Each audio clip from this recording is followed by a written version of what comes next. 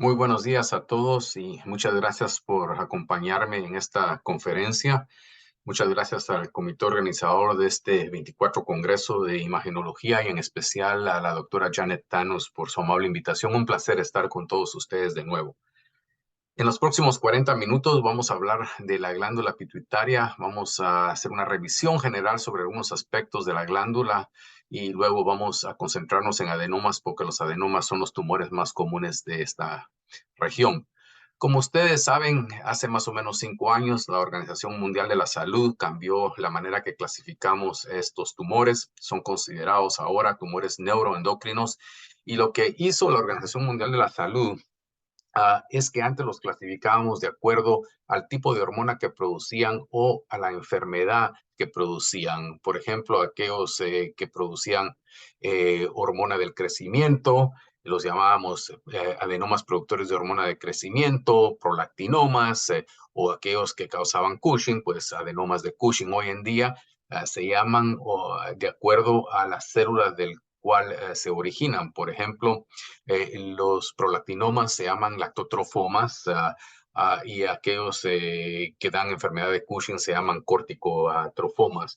Otra cosa que es importante es que el término agresivo en un adenoma está no solo definido por factores histológicos y clínicos, sino también por su apariencia en resonancia magnética. Para nosotros como radiólogos esto no cambia mucho lo que hacemos diariamente. Todavía estamos tratando de determinar en un paciente sintomático la presencia de un microadenoma o la presencia de un macroadenoma y la relación de estas dos lesiones con las estructuras vecinas.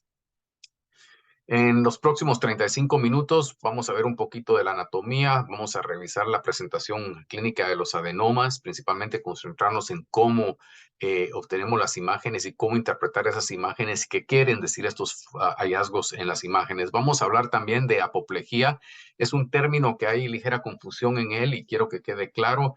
Y luego, muy brevemente, vamos a hablar de los objetivos del tratamiento médico y quirúrgico en estos pacientes. Comencemos con un poquito de la anatomía y como sabemos, la glándula, como muchos órganos en el cuerpo, es una región la cual cambia con la edad del paciente. Si vemos a los niños menos de 2 meses de edad, la adenohipófisis va a ser brillante, indistinguible de la neurohipófisis, y esto comienza a cambiar alrededor de los 2 a 4 meses y más o menos con estos niños ya tienen 1 año de edad. La glándula va a tener su apariencia normal, que es la adenohipófisis, va a ser isointensa y la neurohipófisis va a ser hiperintensa. Más o menos, la glándula permanece del mismo tamaño a través de la niñez, 6 milímetros de altura, pero cuando los niños llegan a la edad de ser adolescentes, comienza a aumentar de tamaño principalmente en las niñas. Y en mujeres la glándula va a cambiar de acuerdo a ciertos estados fisiológicos, como son eh, unos días antes de su periodo menstrual, durante el embarazo y el posparto inmediato. Y en estas situaciones la glándula puede estar ligeramente agrandada, puede tener inclusive 13 milímetros de altura, y lo que tenemos que estar seguros cuando vemos una glándula que está agrandada en una mujer es ver si se encuentra en alguno de estos periodos que inducen crecimiento fisiológico de la glándula, porque no debemos de llamarla anormal. La glándula, como muchas partes en el cuerpo humano, sufren atrofia con la edad y vemos en esta gráfica que la altura mayor de la glándula es alrededor de los 30 años y luego comienza a descender su tamaño tanto en hombres y como mujeres. Y una cosa que pasa es que en adultos muy mayores, digamos 85 años o más para arriba, la glándula pituitaria casi puede desaparecer completamente y deja por detrás una silla turca vacía, y estos pacientes continúan a funcionar endocrinológicamente normal y es únicamente un hallazgo normal en pacientes de edad avanzada. Todos conocemos el origen de la glándula, se forma de una invaginación superior del estomodeo, que es la parte superior del tracto gastrointestinal, y una evaginación inferior del diencéfalo. Estas dos se unen y el estomodeo va a formar la adenohipófisis y la parte posterior del diencéfalo va a formar la neurohipófisis. Dentro del lóbulo anterior y el lóbulo posterior va a estar el lóbulo intermedio. Este no tiene ninguna función fisiológica, pero es el sitio de origen de varias lesiones como lo son los quistes de Rathke, que son relativamente comunes. El tallo hipoficiario generalmente está formado únicamente de neuronas, las cuales vienen del diencéfalo, pero puede estar rodeado de una vaina de células de la adenohipófisis y por lo tanto ocasionalmente vamos a ver adenomas que ocurren en esta localización. La circulación sanguínea de la glándula es compleja. De su parte superior está suplida por arterias que se originan de la arteria hipoficial superior y en su parte inferoposterior por arterias que se originan de la arteria hipoficial inferior. Su drenaje venoso va a ser a las venas, las cuales se encuentran de la silla turca y estas van a drenar a los senos cavernosos o van a drenar posteriormente a los senos petrosos inferiores. En algunos trastornos metabólicos, la glándula puede tener intensidad normal en T1 y en T2, y en este paciente con insuficiencia hepática debido al alcoholismo terminal, vemos que los ganglios basales están hiperintensos en T1. Esto es debido al depósito de manganesio y otros iones, los cuales resultan en acortamiento de relajamiento de T1, pero vemos que lo mismo está pasando en la glándula. Es brillante en la vista sagital, es brillante en la vista axial. Obviamente, si estos pacientes reciben un trasplante hepático y la función hepática se normaliza, estos hallazgos van a desaparecer. Pero lo que es importante en estos casos de los alcohólicos es que el funcionamiento de la glándula casi siempre es normal a pesar de su intensidad anormal. Y lo opuesto puede ocurrir en pacientes los cuales han recibido transfusiones sanguíneas de una forma crónica. Puede ocurrir una hemosiderosis secundaria y como vemos en este paciente hay tenimiento oscuro de los plexos coroideos. Esto es por el depósito de productos crónicos de hierro como la ferritina y hemosiderina, y lo mismo está pasando en la glándula, la cual se ve muy oscura en T2 en esta vista coronal. Contrario a los pacientes que tienen insuficiencia hepática, esos pacientes que tienen hemosiderosis de la glándula pituitaria pueden tener anormalidades endocrinológicas y pueden tener un hipopituitarismo difuso secundario al depósito de hierro en la glándula. Aquí hay una paciente la cual tiene un agrandamiento fisiológico de la glándula. Pueden ver ustedes que en T1 o T2 y después de gadolinio, la glándula está ligeramente agrandada, principalmente en su parte central, pero permanece de una señal homogénea. Y esta es una paciente que estaba en el periodo premenstrual y como ya dijimos, pueden ustedes medir la altura de la glándula y en estas ocasiones la glándula puede medir hasta 13 milímetros de altura, pero mientras la persona, la mujer, está dentro de uno de estos periodos fisiológicos, consideramos esta altura completamente normal. Sin embargo, también la glándula se puede ver aumentada en otros trastornos metabólicos, como en este paciente que tiene hipoparatiroidismo. Esto ha llevado a una hipertrofia de la adenohipófisis y vemos que tiene una apariencia bastante similar a lo que les enseñé anteriormente, con una captación homogénea de contraste, un signo homogéneo en T2 y un signo homogéneo en T1. Sin embargo, esta glándula mide más de 13 milímetros y generalmente estos trastornos metabólicos que tienen estos pacientes ya son conocidos. Nosotros ya sabíamos que este paciente tenía hipotiroidismo, pero hipotiroidismo puede ser una causa relativamente rara, pero puede ser una causa de agrandamiento de la glándula pituitaria. ¿Cómo hacemos los estudios con resonancia magnética? Aquí está el protocolo. Creo que en todo el mundo nuestros protocolos son muy similares, son homogéneos, estandarizados, hay una variedad de secuencias. Lo más importante es tener en mente que la primera vez que se le van a hacer imágenes a estos pacientes, debemos de obtener imágenes dinámicas. Estas imágenes dinámicas son coronales, no pueden ser de más de 3 milímetros de grosor porque si no podría ser que no pudiéramos identificar adenomas. Tienen que ser obtenidas cada 10 segundos o cada 20 segundos, 4, 5, 6 veces. Y lo que estas imágenes nos permiten hacer es identificar adenomas muy pequeñitos, los cuales pueden ser funcionales. Obviamente, en un paciente que ya sabemos que está el adenoma presente, que ya ha sido operado, no necesitamos hacer estas imágenes dinámicas. Las imágenes dinámicas siempre han sido recomendadas en el diagnóstico inicial de los pacientes. Tomografía computarizada casi no hacemos, la hacemos únicamente un día antes de que el paciente vaya a sala de operaciones para guiar al cirujano de cabeza y cuello cuando es el abordaje transnasal. Vamos a hablar un poquito de esto al final de esta conferencia. Y aquí tenemos las imágenes estáticas que todos conocemos. Ven que la glándula capta contraste de una manera homogénea. Y más o menos después de 5 minutos de la inyección de contraste, podemos identificar claramente los senos cavernosos, los cuales son más brillantes que la glándula, y podemos ver las paredes mediales de los senos cavernosos y claramente identificar el tallo hipofisiario, que siempre debe ser más o menos de menos de 2 milímetros de grosor. Pasemos ahora a hablar de los tumores y los adenomas. Son los tumores más comunes de la glándula pituitaria. La gran mayoría de ellos, 80% de ellos, son lactotrofomas, o lo que antes llamábamos prolactinomas. Productores de hormona del crecimiento son más o menos 10%, y aquellos que producen enfermedad de Cushing representan más o menos el 5%. Hay otra variedad de adenomas, inclusive aquellos que no tienen ninguna función, y cuando estos que no tienen ninguna función no tienen ningún efecto de masa tampoco y no están causando síntomas, los clasificamos como los incidentalomas, de los cuales ya vamos a hablar en unos minutos. Los lactotrofomas o prolactinomas son uno de los tumores intracraneanos más comunes, representando en las series del 10 al 20% de todos ellos.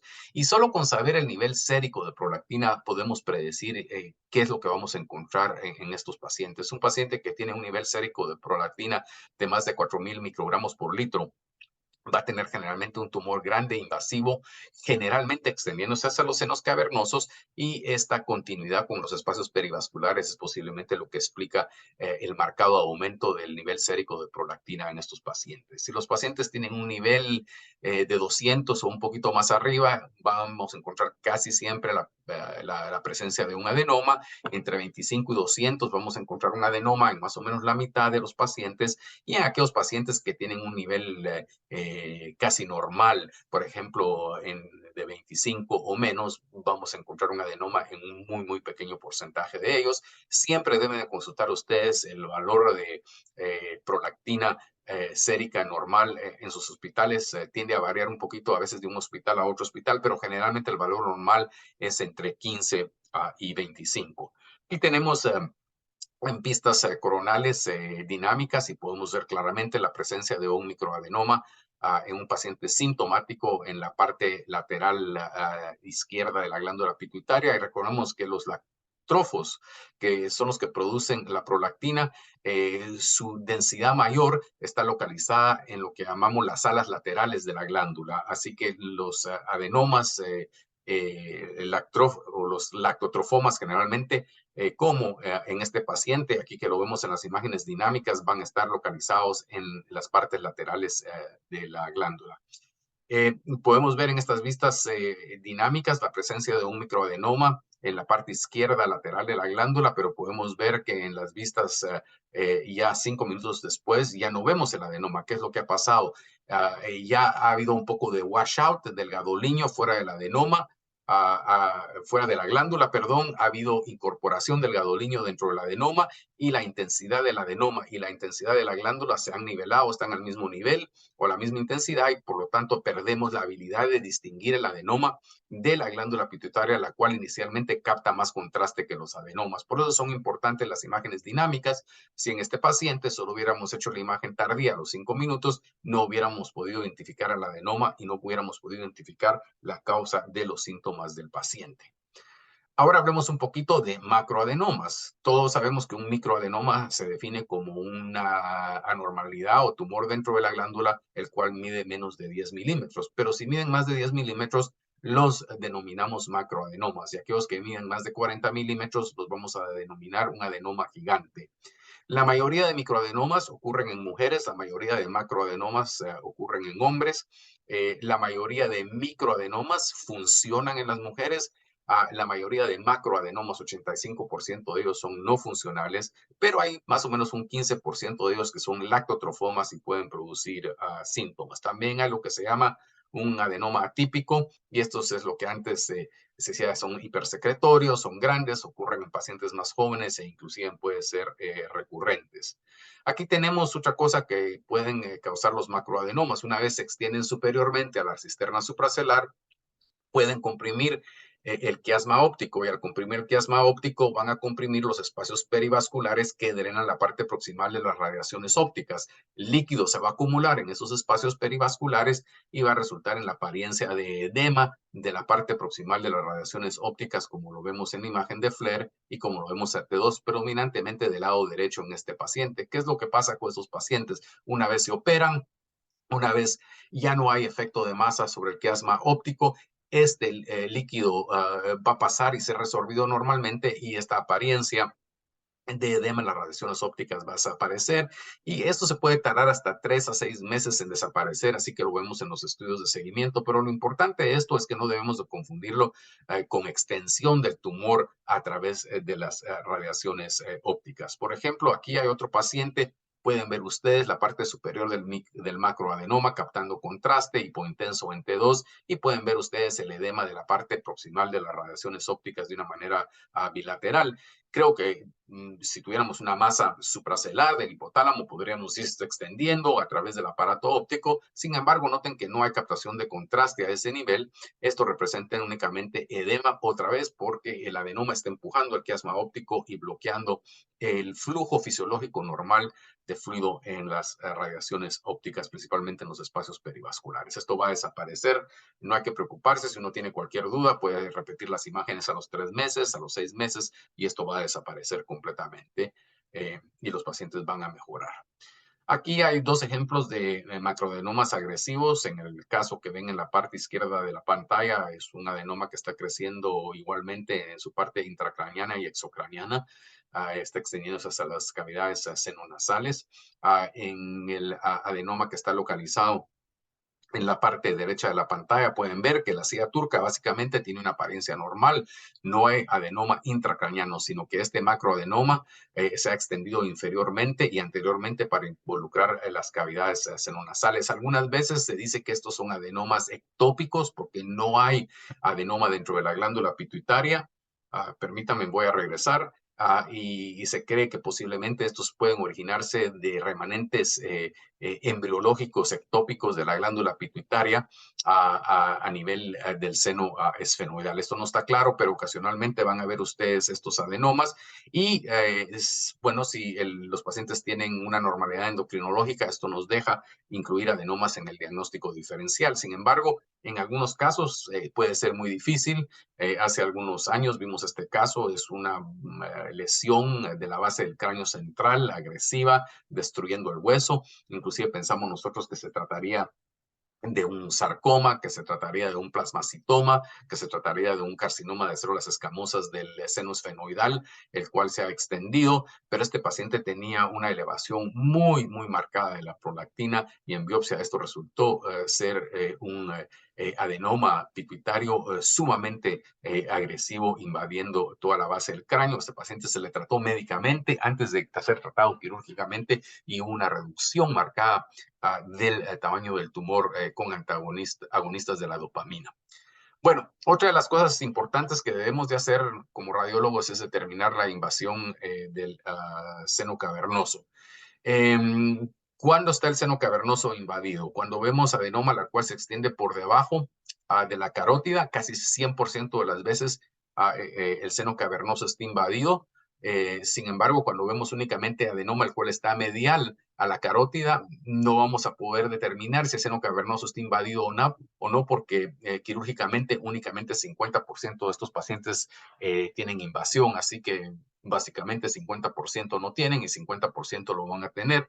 Y si el adenoma se extiende por arriba de la carótida interna hacia la parte lateral del seno cavernoso, otra vez estos pacientes van a tener invasión del seno cavernoso en casi 100% de los casos.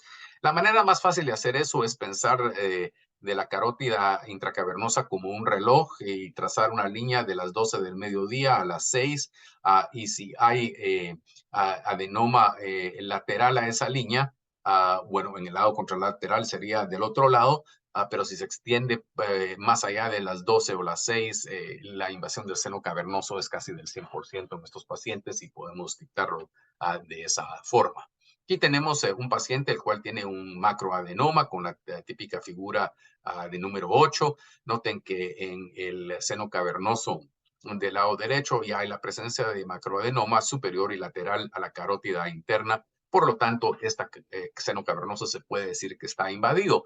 No podemos decir lo mismo del el lado contralateral, en que ustedes ven que hay extensión al seno cavernoso, lo cual sugeriría que podría estar invadido, pero esta extensión no está más allá de las 12 del mediodía en esa carótida. Por lo tanto, esta extensión puede ser real o no puede ser real, porque como ya dijimos, con estos pacientes en unas series han sido operados, han encontrado que hay extensión en 50% de los casos, pero que a pesar de los hallazgos imagenológicos en 50% de los casos, no hay extensión.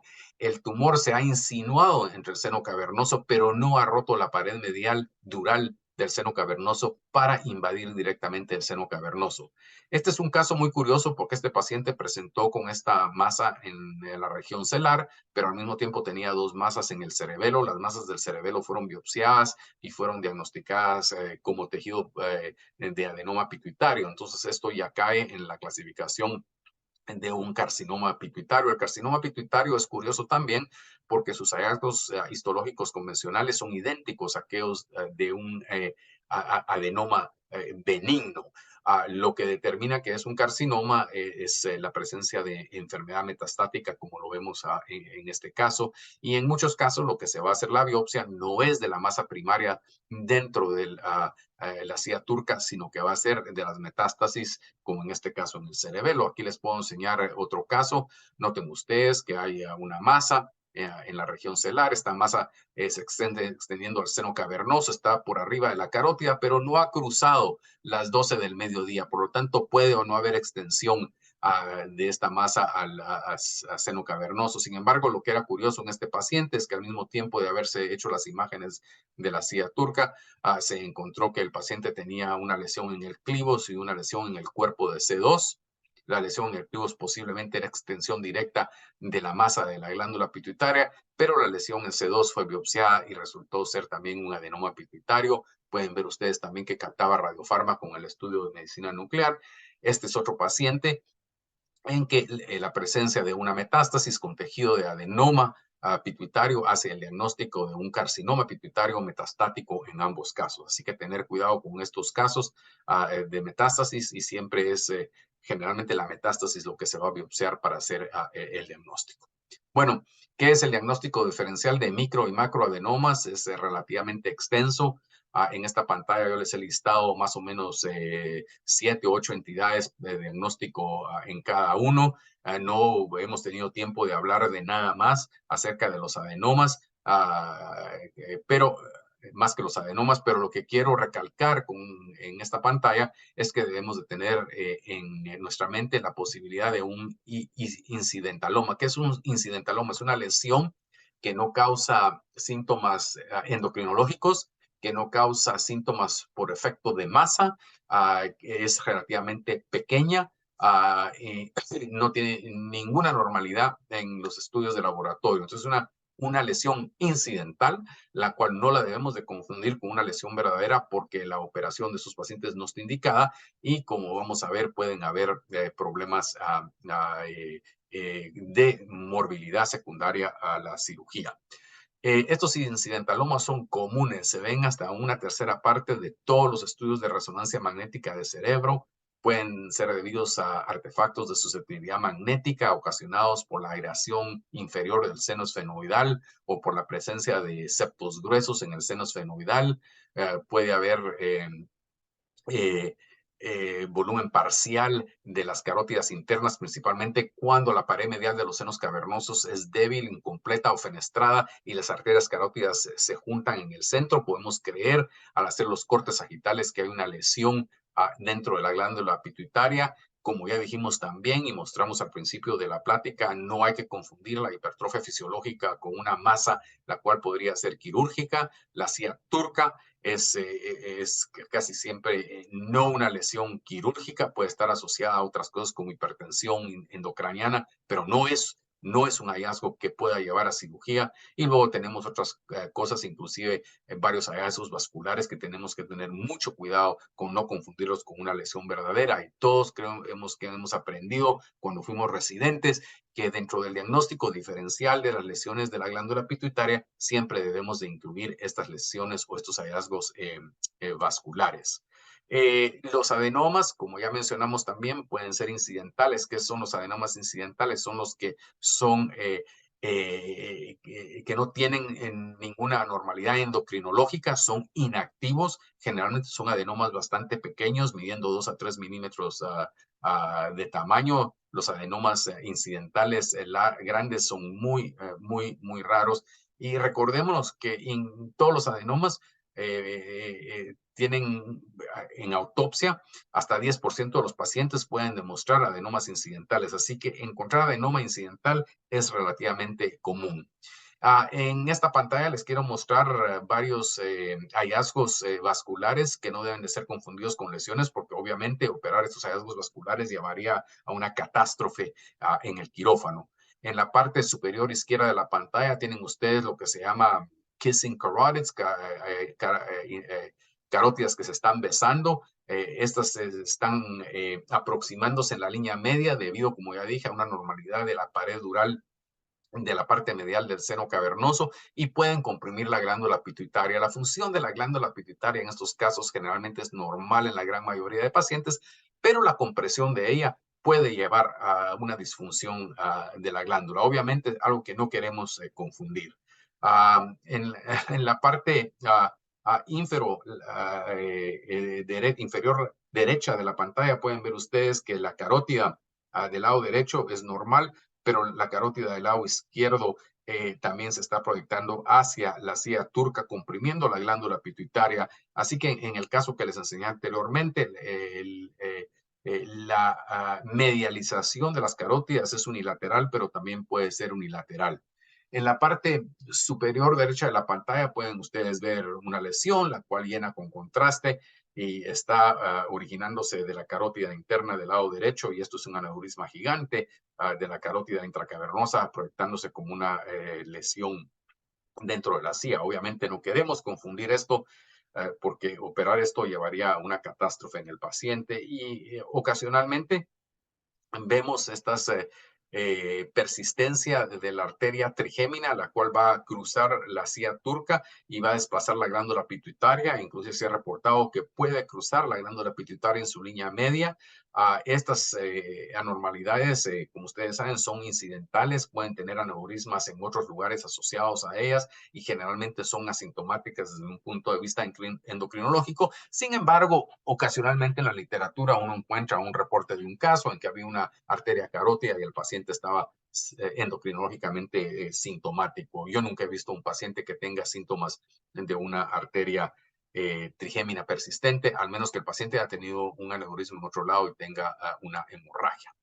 Hablando de hemorragia, pasemos a discutir en los próximos 3 o 4 minutos el tema de apoplejía de la glándula pituitaria.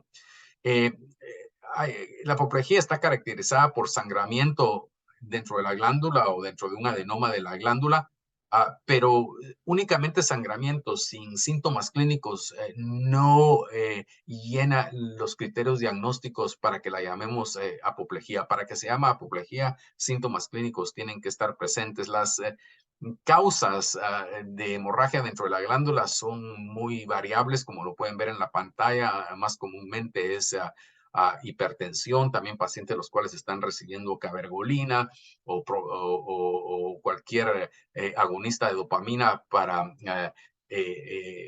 disminuir la secreción de prolactina. Estos pacientes se dice que también están predispuestos a sangramiento, aunque sucede extremadamente raro. En mi experiencia, creo que la mayoría de veces que he visto apoplejía o sangramiento dentro de la glándula pituitaria ha sido idiopática o primaria.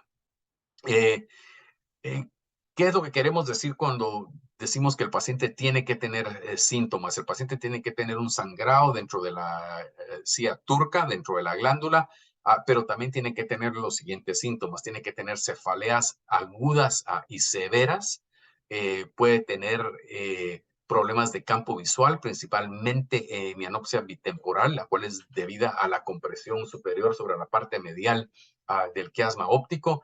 Pueden tener una neuropatía de los pares del cráneo, generalmente debida a compresión de la parte cisternar de los tercer par craneales, o si hay extensión lateral, hay compresión de los senos cavernosos, y entonces va a haber una neuropatía de todos los pares del cráneo, los cuales cruzan por el seno cavernoso, sería 3, 4, 6, B1 y B2, y van a tener los pacientes lo que se llama un síndrome del seno cavernoso. También pueden tener, como vamos a ver en unos momentos, hemorragia subaracnoidea. No solo hemorragia subaracnoidea, pueden tener, debido a la hemorragia subaracnoidea, hidrocefalia, inclusive pueden tener un hematoma retroclival cuando el sangramiento de la glándula se ha extendido por debajo de las meninges, y este hematoma retroclival puede ser de forma epidural o forma subdural. En la parte izquierda de la pantalla tenemos una lesión quística de la glándula, la cual contiene un nivel de sangre, lo pueden ver ustedes acá en la imagen T2. Sin embargo, esta es una lesión pequeña, completamente asintomática. Fue incidentalmente encontrada en este paciente. Entonces, a este paciente no le podemos hacer el diagnóstico de apoplejía, porque el paciente, a pesar de que tiene sangramiento en una lesión intrapituitaria, el paciente no tiene síntomas. Lo opuesto en el paciente que vemos del lado derecho de la pantalla, en el que el paciente vemos el nivel de sangre, vamos a ir para atrás, el nivel de sangre, pero ustedes pueden ver que hay extensión supracelular de la lesión y hay compresión del quiasma óptico, y esa compresión del quiasma óptico ha resultado en hemenopsia bitemporal y en parálisis de los tercer par craneales. Este paciente tiene síntomas y la presencia de esta hemorragia en la glándula pituitaria, entonces hace el diagnóstico de apoplejía de la glándula pituitaria. Aquí tenemos otro paciente, noten ustedes la extensión supracelular del adenoma, es hiperdenso debido a la hemorragia que tiene en tomografía computarizada, es hipodenso en las imágenes de ecos gradientes, pero si ponemos atención tanto en la resonancia magnética como en la tomografía computarizada, podemos ver la presencia de hidrocefalia, la cual es secundaria a sangramiento intraventricular, y la presencia de hemorragia subaracnoidea en la parte posterior de las fisuras de Silvio de una forma bilateral. Así que este paciente no solo está asintomático, sino que tiene una hemorragia extensa dentro del tumor y dentro de la glándula pituitaria, extendiéndose a la región supracelular y extendiéndose hacia el espacio subaracnoideo. Bueno, pasemos a hablar unos 2-3 minutitos acerca del tratamiento. ¿Cuáles son las metas del tratamiento? Pues varían un poco. En microadenoma quisiéramos hacer la resección total del microadenoma para llevar a la cura total del paciente y restaurar a ese paciente una función endocrinológica normal. Esto no va a ser posible en macroadenomas. La resección total de los macroadenomas no es posible. No se puede resectar la cápsula del macroadenoma porque esta cápsula ha tenido procesos inflamatorios y está adherida a los nervios, al quiasma óptico, a estructuras vasculares. Entonces, lo que los cirujanos van a entrar a hacer es sacar el contenido de este macroadenoma, dejar la cápsula intacta, y esa cápsula, de haber sacado el contenido, con el tiempo que va pasando, se va colapsando. Si quedó algún tejido de macroadenoma y este tejido es funcional, se le puede dar al paciente tratamiento médico. Si todo esto falla, se le puede dar al paciente radioterapia, aunque generalmente la radioterapia no está aconsejada en pacientes que tienen adenomas. ¿Por qué? Porque el adenoma está muy, muy cerca del quiasma óptico y podemos hacerle daño al quiasma óptico con la radiación y producir una quiasmitis post-radiación o una neuritis óptica por radiación, y estos pacientes no van a tener muy buen pronóstico porque estas neuritis inducidas por radiación pueden llevar a isquemia del quiasma, isquemia de los nervios ópticos, resultando en ceguera completa de estos pacientes. Aquí podemos ver un paciente que fue tratado con un agonista de los lactrófagos, y este paciente creo que le habían dado cabergolina, y una de las cosas que es típica de la cabergolina es la necrosis quística de los adenomas. En la parte superior izquierda de la pantalla pueden ustedes ver la figura de 8 de este adenoma que tiene extensión intracraneal y dentro del seno esfenoidal, y en la parte derecha de la pantalla pueden ver ustedes que después de gadolinium pues tiene las mismas características que todos los otros macroadenomas, una figura de 8, se extiende inferior y superiormente, pero noten que después del tratamiento con cabergolina, la masa, el volumen tumoral se ha reducido tanto en su vista sagital como en su vista coronal, pero la mayoría de este tumor ahora está necrótico y tiene una apariencia quística con captación de contraste en la periferia de la lesión pero la lesión central ya no capta contraste debido a la necrosis. Y la cabergolina es un medicamento el cual puede llevar a estos cambios quísticos o pseudoquísticos debido a esa necrosis en el seguimiento del paciente. Y no debemos de confundir esto con otro tipo de lesión o con algo raro, sino que esto puede pasar en algunos pacientes y debemos de esperarlo después del tratamiento. Desde el punto de vista quirúrgico, el abordaje transnasal generalmente se hace o en institución por los cirujanos de cabeza y cuello. Obtenemos una tomografía de cabeza y cuello 24 horas antes de que el paciente va a ir a sala de operaciones. Y en el abordaje transquirúrgico lo que ellos hacen es levantar la mucosa de la parte posterior del septo nasal. Y al levantar esta mucosa, le van a dejar por detrás, como vemos acá, un pedículo vascular para que no vaya a tener necrosis. Una vez ya han resecado el adenoma y para cerrar el hoyo en el piso de la silla turca, le van a dar vuelta a esta mucosa. La cara viva de la mucosa va a estar contra el hoyo del seno esfenoidal y la parte de la mucosa va a estar viendo hacia afuera, hacia las estructuras o cavidades senonasales para retener este flap que se pone así para arriba. Generalmente hay que ponerle al paciente algo adentro por unos días y generalmente lo que se utiliza es una sonda de Foley, se llena el balón y el balón va a detener el flap nasoseptal en posición mientras comienza a cicatrizar. Unos días más tarde se desinfla el balón, se le saca al paciente la sonda Foley de la nariz y ya hay cicatrización parcial y ya no va a desprenderse este flap. Aquí tenemos unas ilustraciones de un artículo en AJNR hace algunos años. Pueden ver ustedes que han levantado la mucosa nasal de la parte posterior del septo, han dejado el pedículo vascular, luego le han dado la vuelta para cerrar el hoyo y en este caso le pusieron otra vez un catéter con un balón para detenerla en posición mientras comienza a cicatrizar. Lo que este diagrama no ilustra adecuadamente es que han dejado el septo posterior sin mucosa y esto no se puede dejar. No podemos dejar cartílago expuesto en un área como las cavidades nasales, las cuales son contaminadas porque el cartílago se va a infectar y vamos a tener una condritis y luego el paciente va a tener muchas complicaciones. Entonces lo que el cirujano de cabeza y cuello entra a hacer después de que el neurocirujano ha terminado la resección del adenoma van a entrar a cortar y a resectar la parte posterior del septo nasal de donde se originó esa mucosa, la cual están utilizando para recubrir el agujero que hicieron en la base del cráneo.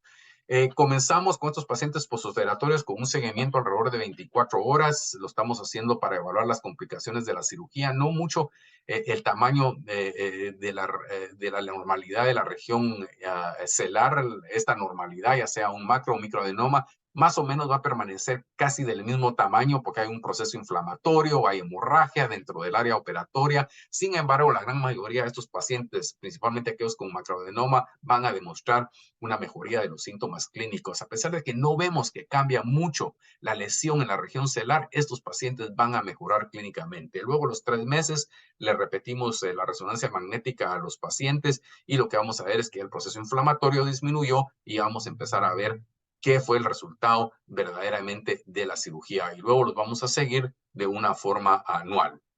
Aquí hay un paciente, pueden ver ustedes, tiene un macroadenoma. Inmediatamente después de la cirugía hay una esponja con una férula, la cual está sosteniendo la estructura del flap septonasal en posición para ocluir el hoyo que se le hizo en la base del cráneo al paciente. Noten que hay disminución marcada del volumen donde estaba la lesión. Sin embargo, no ha desaparecido completamente. 3 meses más tarde, ya eso comienza a desaparecer y comienza a verse más normal. El seguimiento de un año, ven ustedes la presencia de tejido residual, el cual capta contraste en la base de la silla turca y pueden ver ustedes que la mucosa el flap septonasal enriquece o capta contraste normalmente, es delgadita. Si el paciente tiene alergias o tiene la gripe o el catarro, esta mucosa puede engrosar y lo que queda dentro de la silla turca, esto que capta contraste es una combinación de tejido de granulación, de fibrosis, de adenoma y de otras cosas, así que no le damos ningún nombre, solo describimos esto como un tejido blando el cual capta contraste. Las complicaciones quirúrgicas son muy pocas. Generalmente ocurren en menos del 0.25% de los pacientes. Y como vemos en este caso, en el cual se levantó el paciente con una parálisis del tercer par craneal bilateral, lo que había ocurrido en este paciente es un infarto de la parte medial del mesencéfalo, involucrando el tracto de estos pares craneales. Noten que en la vista coronal de este paciente vemos la presencia casi del volumen de la lesión, pero sin embargo vemos donde el cirujano ha entrado a excavar esa lesión, y la mayoría del tejido del adenoma ha sido retirado. Esto va a colapsarse y va a permitir que ya no haya ningún efecto de masa sobre los tejidos vecinos. Bueno, estamos sobre 40 minutos. ¿Qué es lo que repasamos en esta conferencia? Bueno, hablamos de la anatomía normal de la glándula y el seno cavernoso. Hablamos de la presentación clínica de los adenomas y cómo usamos resonancia magnética para obtener imágenes y hacer el diagnóstico. Hablamos un poquito del diagnóstico diferencial y de los protocolos. Asimismo, hablamos de apoplejía y lo definimos como una condición que es clínica en la que el paciente tiene que tener síntomas. Hablamos de los incidentalomas, no confundirlos con lesiones reales, porque operar en estos pacientes tiene morbilidad y a veces mortalidad. Y hablamos brevemente de los tratamientos, tanto médicos como quirúrgicos. Bueno, como se darán cuenta, esta conferencia fue grabada y si ustedes tienen alguna duda, me pueden enviar un correo electrónico. Aquí está mi dirección de correo electrónico. Yo con mucho gusto trataré de contestárselas. Otra vez, muchísimas gracias por acompañarme y muchísimas gracias por haberme invitado.